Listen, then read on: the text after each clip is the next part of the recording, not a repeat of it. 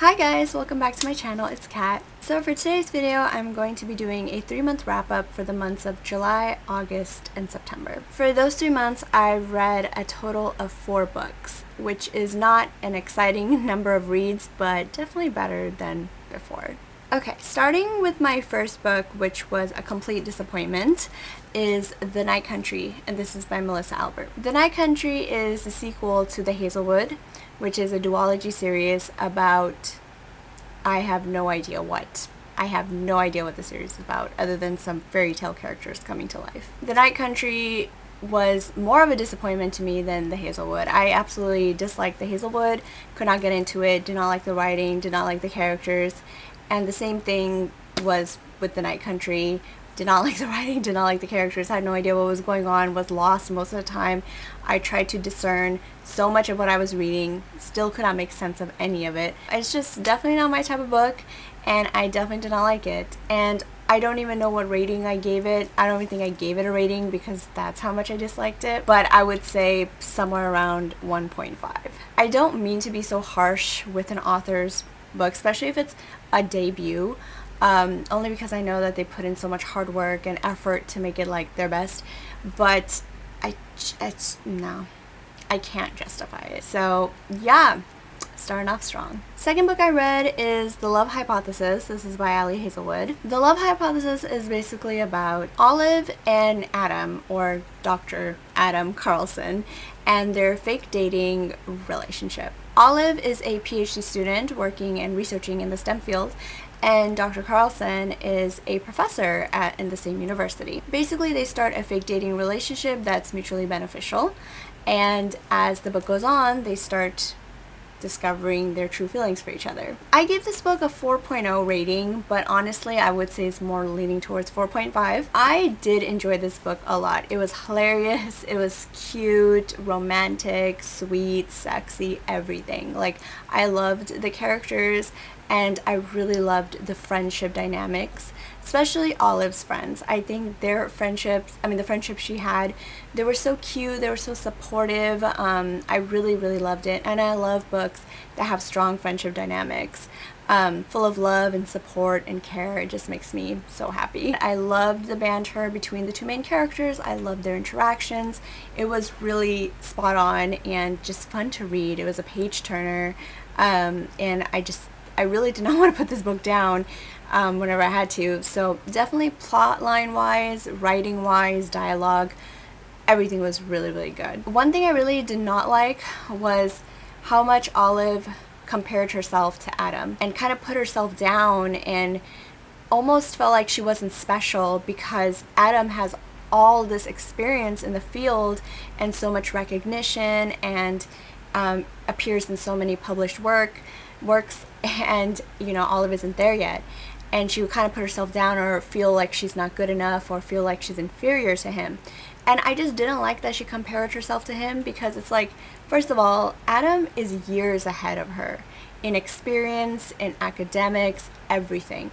So of course he's more recognized and well known. Like, it's like a no-brainer. Like, he has more experience, he's done more research, he's done more published works. So of course he has way more accomplishments. So I didn't like that. That comparison just didn't make sense. And also, like, I don't like how she put herself down, because first of all, she's a PhD student in the STEM field. Like, it's not an easy thing, and she should be proud of that, and she should just like hold herself in a high regard that she made it that far and she hasn't given up yet. So I don't know, I just didn't like that comparison. But aside from that, it was a really good book, full of love, laughter, humor, everything. So definitely recommend this book, and I'm looking forward to the author's other works as well. The next 2 books I read are the first 2 books in a series called Nocturne Falls, which is like a 14-book series. So just an overview, Nocturne Falls series basically is about a town called Nocturne Falls, where Halloween is celebrated 365 days a year, so it's celebrated all year round, and it's kind of like a touristy town where people come and just kind of enjoy the Halloween themes and the Halloween decorations and everything about Nocturne Falls. So Nocturne Falls basically has all the Halloween vibes going on, which is so my thing. But all the books center around the romances and the relationships between the supernatural species that reside in Nocturne Falls. So we have vampires, werewolves, fairies, gargoyles.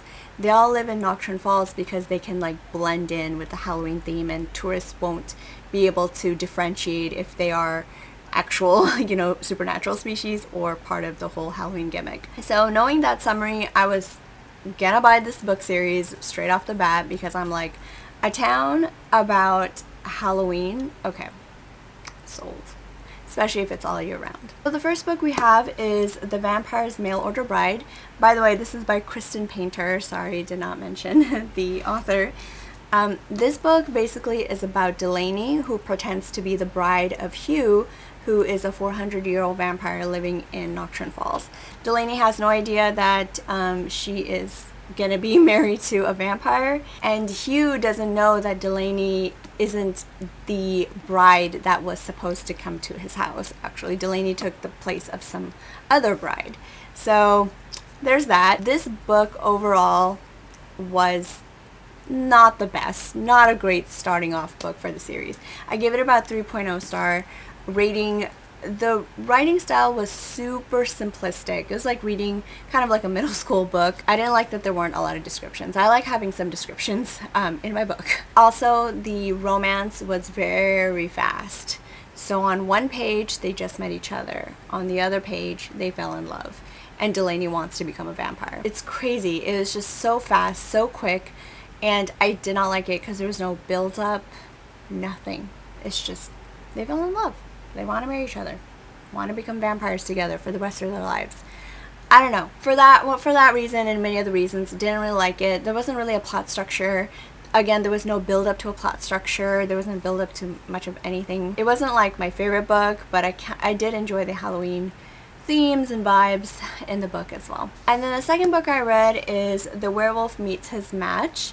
And this one is about Ivy, who again is in an arranged marriage with Hank.